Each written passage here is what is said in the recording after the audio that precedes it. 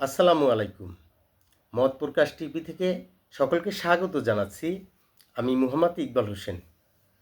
আজ আমরা যে বিষয়টি নিয়ে আলোচনা করব সেটি হলো আমাদের দপ্তরবিহীন উপদেষ্টা মাহফুজ আলমের একটি ফেসবুক মন্তব্য নিয়ে। মাহফুজ আলম তার ফেসবুক পোস্টে মন্তব্য করেছেন একটি যুদ্ধের ইঙ্গিত দিয়ে। অনেক আলোচক সেটিকে গৃহযুদ্ধের দিকে একটি ইঙ্গিতও করেছেন। কিন্তু প্রশ্নটা হলো, বিপ্লব করে সরকারে আসা মাহফুজ আলমদের যুদ্ধ এখন কে বা কাদের বিরুদ্ধে? মাহফুজ আলমরা এখনও যে যুদ্ধের কথা বলে সেটি কোন প্রেক্ষাপটের যুদ্ধ? তারা তো বিপ্লব করে একটি নির্বাচিত সরকারকে এক প্রকার আন্দোলনের মুখে পদত্যাগ করতে বা সরকার থেকে চলে যাওয়ার জন্য এক প্রকার বাধ্য করেছেন। সেই যুদ্ধ তো তারা করেই সরকারে এসেছেন। এখন প্রশ্নটা হলো যে তারা এখনও যে যুদ্ধের কথা বলেন সেটি সেই যুদ্ধ মূলত কোন প্রেক্ষাপটের যুদ্ধ? তার এই বিষয়টি নিয়ে আমার ক্ষুদ্র জ্ঞানে যেটি বলে, তিনি যুদ্ধ করতে পারেন। সেই যুদ্ধটি কি এখন সিন্ডিকেটের বিরুদ্ধে হওয়া উচিত নয় কি?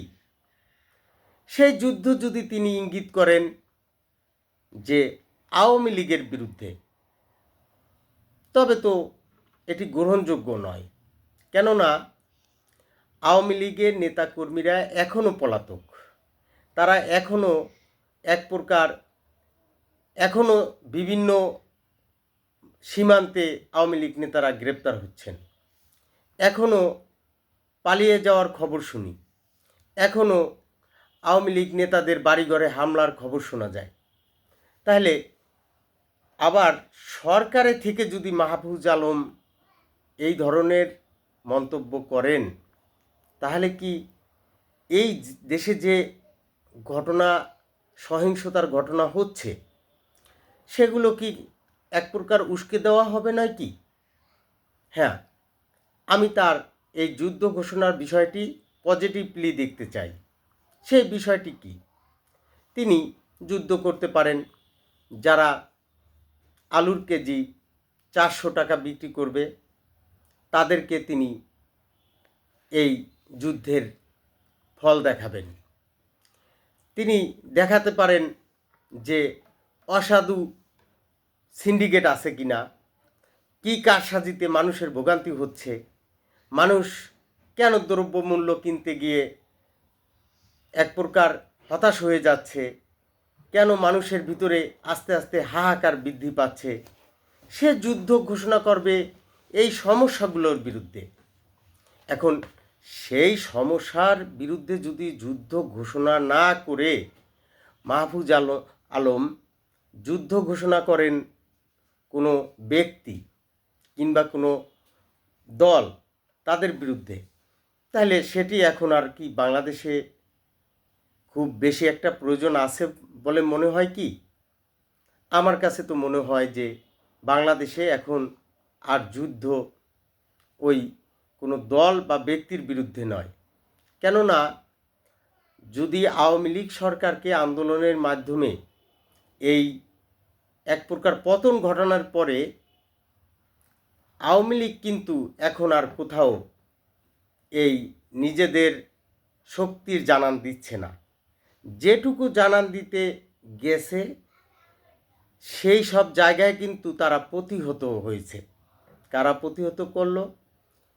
এই আন্দোলনকারীরাই, যারা জুলাই বিপ্লবের নেতৃত্ব দিয়েছে। আমরা দেখেছি এই 10ই নভেম্বর এই আওয়ামী লীগ যে একটা রাজনৈতিক কর্মসূচি ঘোষণা করেছে, যদিও কোনো নেতা কিন্তু সেই কর্মসূচি কোনো ভিডিও বার্তাও দেয় নাই, তবে একটি আওয়ামী লীগের ভেরিফাইড পেজ থেকে এই কর্মসূচি ঘোষণা করার পরে সেখানে কিন্তু অনেক আওয়ামী লীগের নেতাকর্মীরা যারাও গেছে তারাও কিন্তু মারপিটের শিকার হয়েছে, হেনস্থার শিকার হয়েছে। অর্থাৎ সামনে যে আওয়ামী লীগ মাথা তুলে দাঁড়াবে সেই শক্তি ও তাদের সঞ্চয় করার পথ মনে হচ্ছে অনেক দূর। তাহলে এই যুদ্ধ, মাহফুজ আলমের যে এই যে যুদ্ধের, গৃহযুদ্ধের ইঙ্গিত, সেটি আসলে কার বিরুদ্ধে? তাকে, তার এই মন্তব্য কোনো ব্যক্তি বা দলের বিরুদ্ধে না হোক, আমাদের প্রত্যাশা এটি, তার এই যুদ্ধ হোক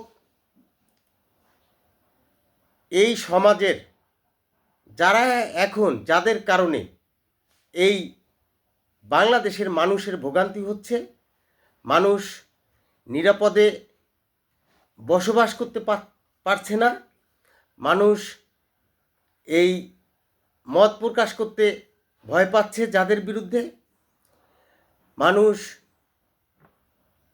নির্ভয়ে এই সন্ধ্যার পরে চলাচল করতে পারতেছে না, কারা এই সমস্যার সৃষ্টি করছে?